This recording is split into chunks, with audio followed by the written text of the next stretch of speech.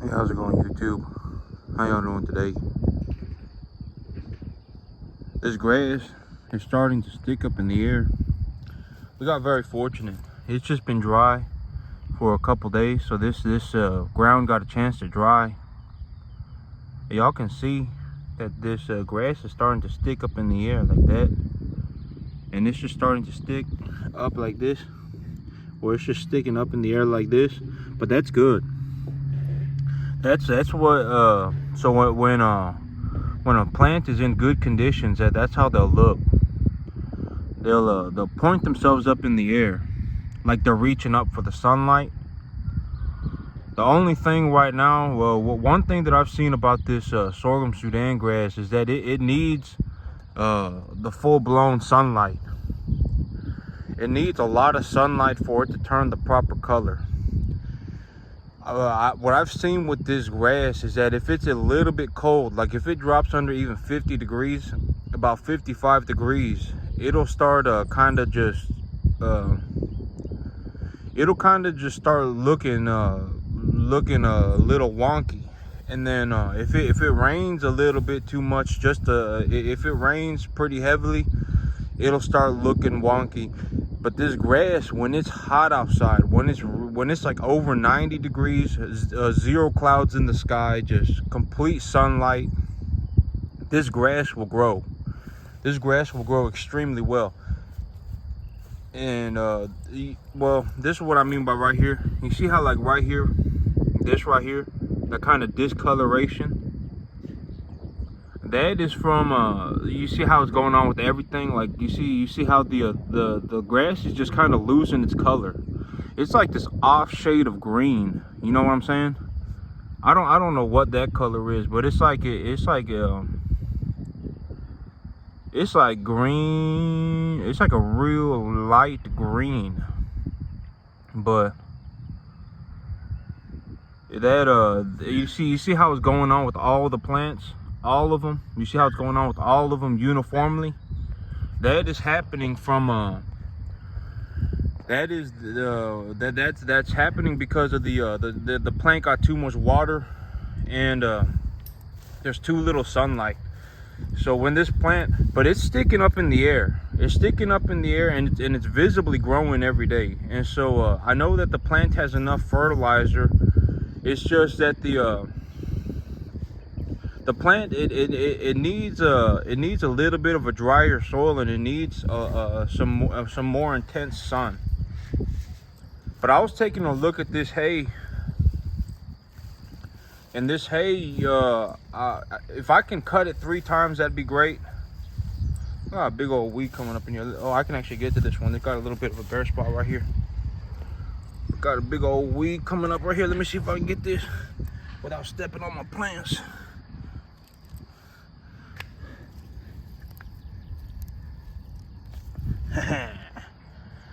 But yeah, I was taking a look at this Sudan grass, the sorghum Sudan grass, and this sorghum Sudan grass, I think, well, if I can cut it 3 times, and I can get 4 bales an acre each cutting, and I can cut it 3 times, that means on 2 acres, I'd be cutting 24 rolls. Because 2 acres, 4 rolls, that's 8 rolls. 3 times, that's 24. And so if I can cut 24 bales of hay on this field, and I can make about $80 a bale. Oh, whoops! I mean, I got an empty spot right there. I may need to just maybe I can actually tell that this is just an empty spot. Like I drove the tractor this way, and then I drove the tractor that way, but I didn't drive the tractor over this. And so I got a little bare spot right there, but it's okay. Maybe I'll just go and throw some pearl millet seed on it this evening. Well, I got like a handful of seed, a handful of sorghum Sudan grass seed, and I'll just like maybe I'll put it over there. It's supposed to there's a 60% chance of it raining again tonight. And so, maybe I'll just put it in right there. But the rest of it, I mean, you know, maybe I missed 2% of the field. A little bit of a bare spot, it's whatever. Maybe I missed 2% of it, you see what I'm saying? But it ain't a big deal. If 98% of it got done just fine, then that's perfectly fine by me. You know, 95% of it got done just fine. That, you know, in all intents and purposes, that's good enough, right? It's not like, oh my God, the 2%, you know.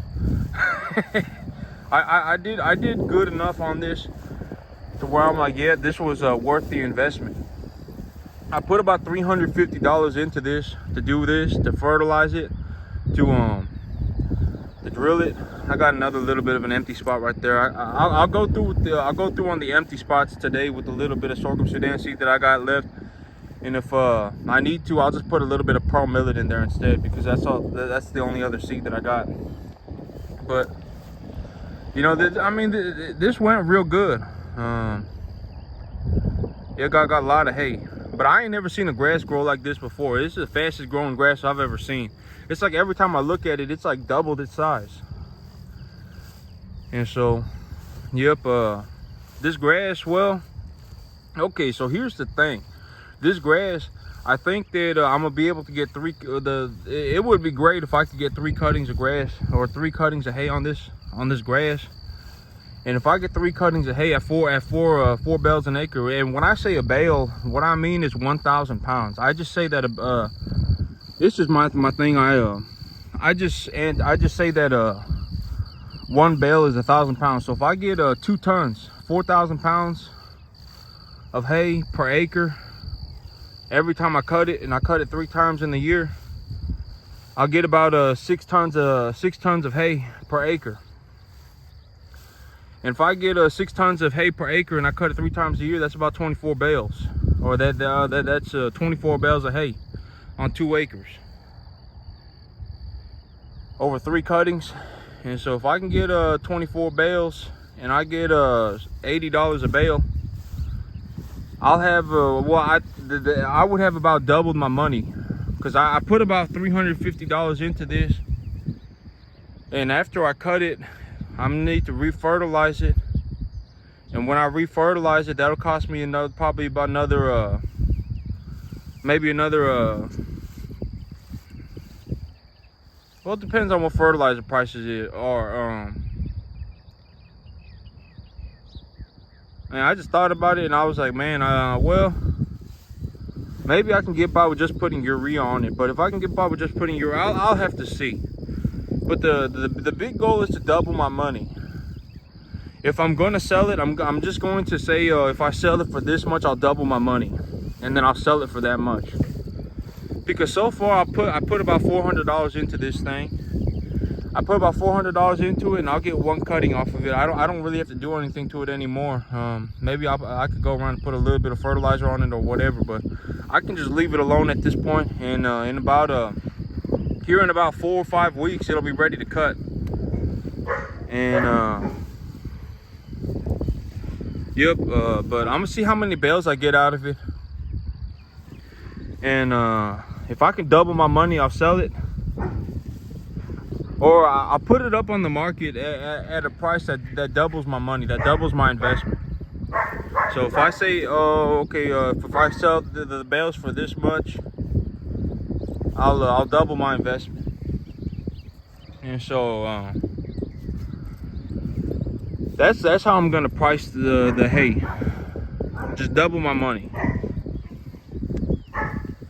And so, I got a few animals that I may be bringing in this. I'll probably be bringing them in this Thursday. I found myself a few Black Angus heifer calves. They're gonna be real. Well, I'm gonna take a look at them first. But I found a few Black Angus heifer calves, and I may be bringing them in this Thursday. I probably will. There's well, I mean, unless there's like a severe rain event or something, I'll more than likely go over there, because if there's a severe rain event, I won't be able to back my trailer up into the loading chute, more than likely. A lot of people got these loading chutes set out in their field, and so if I have to drive out into someone's field and there was a major rain event, I won't be able to drive out there because I'll get stuck in the mud. But the plan right now is to go and pick up a few more Angus heifers on Thursday. But well, I thought about what I was gonna do, right? And so this whole hay situation, I think I'm just gonna hold on to my hay.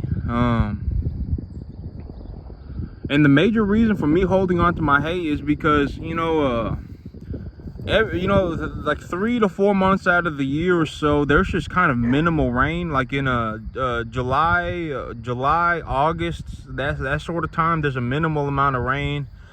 And sometimes it does just get a bit too cold in the winter for about a month or two. So there are 3-4 months where the grass just kind of it doesn't grow that well. And so I figured, if I grow this hay and then I just hold on to it, I can feed it to the animals when the weather conditions are the grass is growing real slow, or the grass is growing poorly because of the weather conditions. And so I figured, I think it would be in my best interest to just hold on to this hay.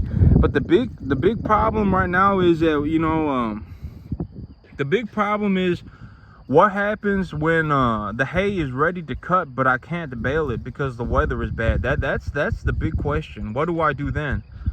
I could bale silage. If I wanted to, I could roll this all up into silage if I felt like doing that. But oh man, I'll have to see what I'm gonna do. Well, I guess I just answered my own question. I could bale this up into silage, because even when the weather's bad, and I planted this real thick with the intention that if I planted it this thick, the stems would come in thin, that the sorghum Sudan grass would grow in with a thin stem, and so it'd be easier to it'd be easier for the cattle to eat it, and it would also be easier to dry it. And so well, I could bale silage, but I'll have to see. If I'm gonna bale silage, that adds another thing to my to-buy list. And a silage bale wrapper, that's a brand new one, made in America, is gonna. Well, I don't know if it's made in America. Nowadays, a lot of things are like this, assembled in America. But a silage wrapper, that's gonna cost me like $4,000 or $5,000. And so I could wrap this up into silage, but I'll have to see. I'll just have to see. Maybe there'll be a slight window of opportunity for me to just chop this hay real quick and dry it and then bale it. I'll just have to see. If there is, I'll take it. But okay, the cattle actually just realized I'm out here, so now they're coming. They're mooing. I can feel that they're coming. I just took a quick look, but they're yep. I gotta go feed the cattle, but the cattle looking real good. Cattle are looking real good. The hay's looking real good. Things are going good. But that's it for me today, YouTube. Y'all have a good one.